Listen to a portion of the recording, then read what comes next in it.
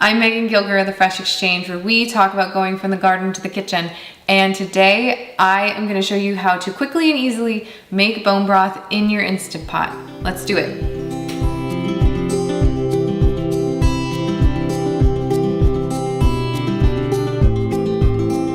This is part 3 of a series of videos where we are talking about how you can take a whole chicken and make it from a meal as a whole chicken to stock to bone broth. So if you have missed the other 2 videos, I suggest starting there first if you have a whole chicken or are wondering how to get to this point. The videos below, which you can see the first one, which is all about the whole chicken in the Instant Pot, super easy, great way to cook a whole chicken, whether it is thawed or frozen, you can do it very quickly. Then the other video is also below, which is about how to make your stock for after you have used the meat from the chicken. This offers you many ways to use your chicken in all the ways possible, so you get the most for your money and save on purchasing broth and stock for your home cooking. So let's get started on how we can make the bone broth. Okay, so we have strained what was left from the stock that we made, and I'm going to take it out. Now, I haven't washed this since we cooked the whole chicken, which is totally fine because all those juices and pieces and stuff like that just really make it super yummy. So don't feel like you need to get really meticulous between and wash it every time. I think it's fine. So what we're gonna do now is we're gonna take tongs, because this is still hot, and we're going to toss all the bones in here. If there's a little bit of meat on there, that's totally fine. Not gonna hurt anything. And you can use this exact same sort of recipe for using beef bones as well. So it is not just chicken. You can use it with any sort of bones. Now, you cannot make bone broth out of something that doesn't contain bones. So you cannot use this for vegetables. There's, unbeknownst to me, anything about vegan broth, bone broth. So, and the goal here is really that we're gonna take these bones down to basically nothing. They're gonna be disintegrating, falling apart, and we're just really milking this chicken for all we can, which is the best way to make your money's worth out of purchasing a whole chicken, especially if it's been raised properly, is local, all those things. This is the way to do it, because then you are making use out of the whole animal, and that is a great way to take care of the planet. So let me just grab a few more. We don't need everything. The main big ones are the most important. I'm just double checking here. Nope, see, some good ones still down there. Everything else here we can just toss. Because it contains animal, we cannot put it into our compost, sadly, but that's the only downside. So now that we have this, I'm just gonna set it to the side over here. I'll handle that later. And I'm going to now take this, which is just the bones, it's nothing else, and I am going to fill it. Now that we have the water in here, we're almost up to the fill line on this 6-quart Instant Pot Duo Evo Plus.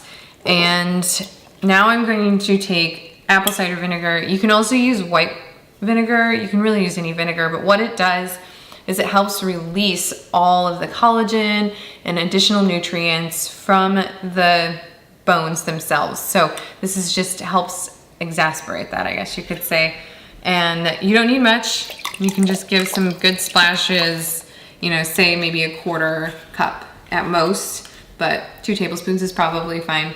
And then what you're gonna do is you're just gonna put the top on and make sure that it is in seal position.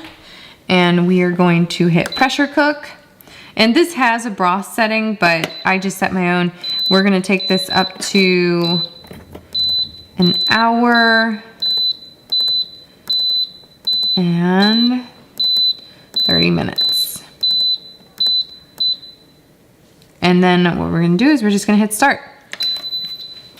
It's been an hour and 30 minutes now, so we can now open this guy up and release the pressure so that we can check out our bone broth. Basically, when you do this, you need to make sure that you have an oven mitt on, you are standing away from the vent, and that you do not touch any of these pieces because they could be very hot.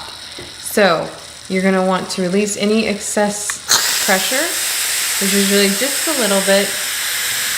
It's been 20 minutes since, like, after we did the timing. So it's been an hour and 43 minutes or something like that. So it usually takes about 20 to 30 minutes for a natural release to happen. You don't necessarily have to do a full natural release with this. You can, you don't have to, it's up to you. You'll still get the same results. It's not like cooking meat and needing it to do the natural release as part of the cooking process. So once this is fully released, we can open it up. Okay, the pressure is fully released now, so we can open it. You don't have to use your oven mitts to do this, but I have them on already. So there it is, the bone broth is ready, and now all we need to do is put it in a colander and sift it.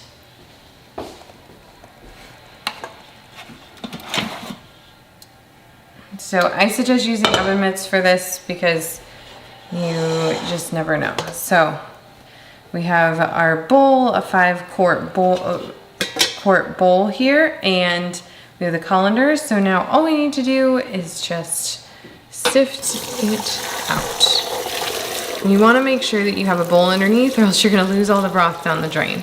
So it seems silly, but you would be surprised how many times I have done that. So, and that's it. This is ready to be washed. And these bones should be basically like mush at this point. And I'm not gonna touch them because my hands will get burnt, but they should basically crumble in your fingers when it is completely done. If they're not, you probably could still go another time. There's no reason you couldn't. I like to use my bones until they're completely gone and just disintegrating, which sounds kind of crazy, but it is how bone broth is made. So now we will transfer these into our jars, and we have about, let's see, 3 quarts there. So we should be able to fill up 7 to 8 of these 12-ounce jars, somewhere in there, but I have 3 right here just to show you. So you want to just take a